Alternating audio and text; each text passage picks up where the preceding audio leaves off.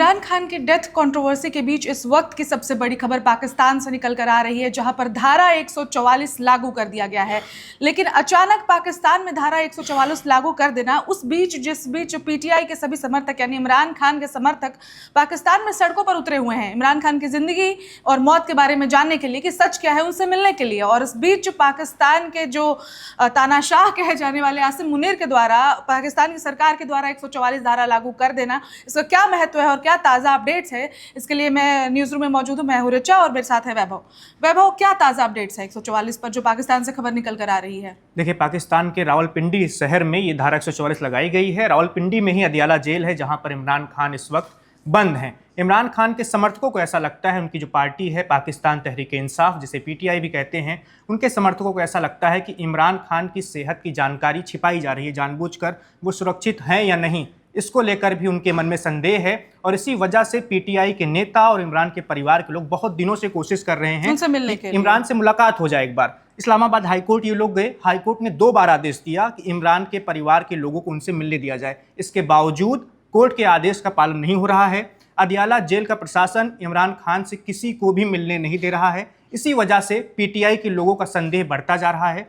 खैबर पख्तूनख्वा जो पाकिस्तान का एक प्रांत है जहां पर पीटीआई की ही सरकार है, इमरान की पार्टी के ही मुख्यमंत्री हैं, वो खुद 8 बार मिलने की कोशिश कर चुके हैं अब तक इमरान खान से, लेकिन उन्हें अभी तक मिलने नहीं दिया गया है। उनका नाम सोहेल अफरीदी है और वो जो मुख्यमंत्री हैं उनकी पिटाई तक हो चुकी है। अभी पिछले दिनों जब वो मिलने के लिए पहुंचे थे अदियाला जेल के बाहर, तो बाकायदा पुलिस वालों ने उनकी पिटाई भी की और कहा गया कि सेना के आदेश के बाद ये उनकी पिटाई की गई है।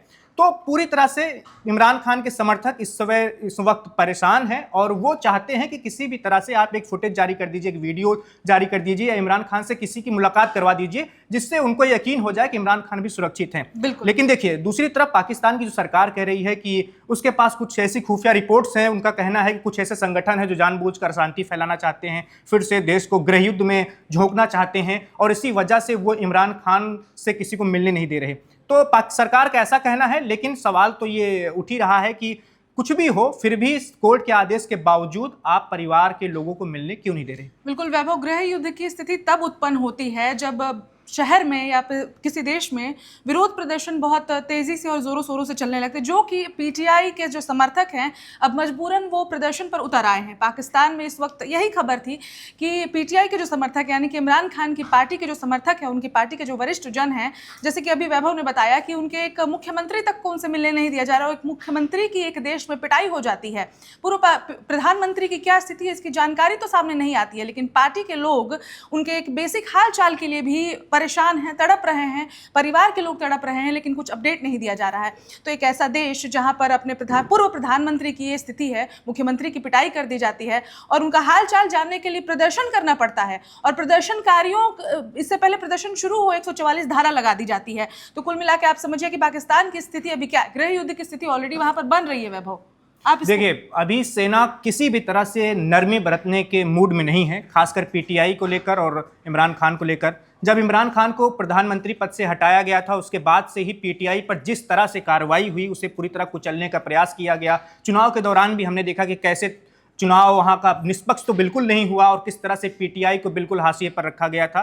हालांकि बहुत सारे निर्दलीय जीत कर आए जो इमरान खान के समर्थक माने जाते हैं, लेकिन पीटीआई को फिर से राजनीतिक रूप से मजबूत होते हुए नहीं देखना चाहती है पाकिस्तान की सेना। और जब तक असीम मुनीर के हाथों में पाकिस्तान की सेना की कमान है, तब तक तो बिल्कुल इमरान खान के लिए राहत की उम्मीद करना ही बेमानी होगी। और अभी फिलहाल इमरान खान की जान की खबर आ जाए, वो भी जीवित है या नहीं, यही राहत वाली बात होगी पीटीआई के समर्थकों को। और देखिए, बड़े पैमाने पर प्रदर्शन का ऐलान हुआ था, लेकिन प्रदर्शन हो नहीं पाएगा क्योंकि सेना वहां पर सर्वोच्च शक्ति है और अगर उसका ऐसा आदेश है कि किसी राज्य के मुख्यमंत्री तक को अगर पीटने की जरूरत पड़ जाए तो पीट दो, लेकिन इन लोगों को प्रदर्शन मत करने दो, इन पर कोई नरमी नहीं बरतनी चाहिए। बिल्कुल।